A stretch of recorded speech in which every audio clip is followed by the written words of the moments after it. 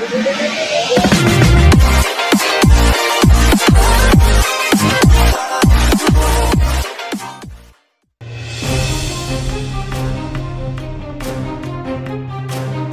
Subang terbaru, akhirnya jejak dan bercak darah di plafon TKP telah diketahui siapa pemiliknya.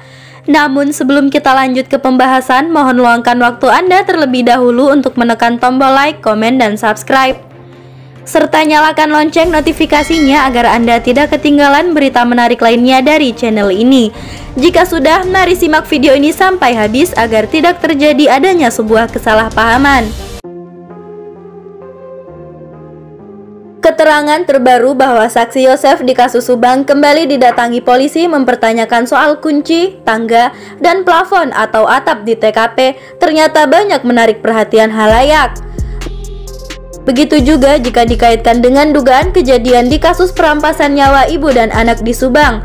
Apakah di plafon itu pelaku atau orang yang digerebek tersangka? Dugaan adanya jejak atau sidik jari bercak darah atau jejak DNA di plafon menjadi petunjuk penting yang bisa mengarah ke pelaku kasus Subang. Jadi ada dua kemungkinan bahwa jejak atau sidik jari, bercak darah atau jejak DNA di plafon itu milik seseorang yang diduga pelaku atau saksi yang pada saat kejadian digerebek oleh tersangka di kasus Subang.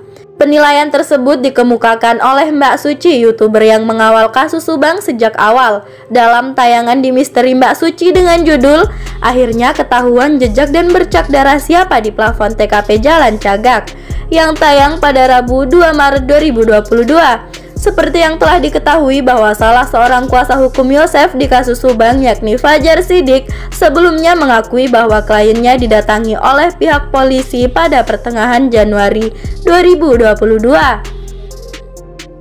Kedatangan mereka untuk mengklarifikasi soal kunci pintu belakang TKP, tangga, dan plafon atau atap di TKP kasus Subang. Mbak Suci kemudian mengkaitkan dengan video perbincangan dia dengan pakar supranatural Bang Cecep yang memiliki kanal YouTube sebelum pukul 3. Pada video yang ditayangkan sekitar sebulan lalu di kanal Misteri Mbak Suci dengan judul "Pesan Amalia Buat Saksi Mata yang Kabur di Malam Itu, Lebih Kejam Bila Tidak Mau Jujur Saat Ini" yang tayang pada bulan lalu. Dalam video tersebut, Bang Cecep memaparkan rekonstruksi kejadian kasus perampasan nyawa ibu dan anak di Subang dengan korban Tuti Suhartini yang berusia 55 tahun dan anaknya Amel yang berusia 23 tahun pada 18 Agustus 2021. Bang Cecep mengatakan bahwa dirinya menceritakan rekonstruksi kasus Subang tersebut karena mimpi didatangi almarhum Amel dengan memberikan semacam perintah. Dari rekonstruksi tersebut yang dikemukakan oleh Bang Cecep bahwa sebelumnya di rumah korban kedatangan tamu. Setelah pulang dengan mobil, tidak jauh dari TKP, salah satu penumpang laki-laki balik lagi ke TKP.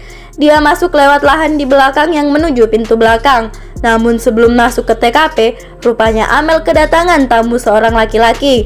Si terduga rupanya juga telah memanggil teman-temannya yang parkir di jalan dekat lahan belakang TKP dan menunggu di bawah pohon.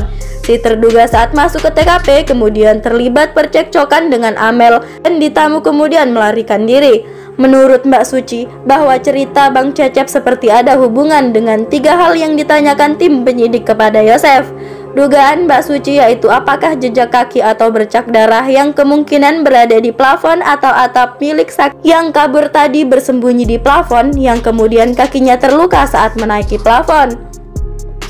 Atau jejak itu milik pelaku kasus Subang yang sengaja sembunyi di plafon sebelum melakukan eksekusi kepada korban. Atau dugaan lainnya adalah jejak tersebut terduga pelaku yang setelah melakukan aksinya karena waktu keburu pagi dan ada orang yang datang ke TKP, maka dia bingung dan bersembunyi di plafon. Saat itulah karena terburu-buru terluka tergores tangga atau plafon. Seperti yang telah diketahui bahwa orang yang datang pertama kali ke TKP pada tanggal 18 Agustus 2021 pagi adalah Yosef dan mendapati rumah dalam keadaan berantakan. Yosef juga tidak menemukan istri dan anaknya. Yosef pun kemudian melapor ke kantor Polsek Jalan Cagak. Nah, demikianlah tadi berita yang dapat kami rangkum. Bagaimana menurut Anda sekalian? Silahkan tinggalkan komentar Anda di bawah ini ya. Saya pribadi pamit undur diri dan sampai jumpa di next video selanjutnya. Terima kasih.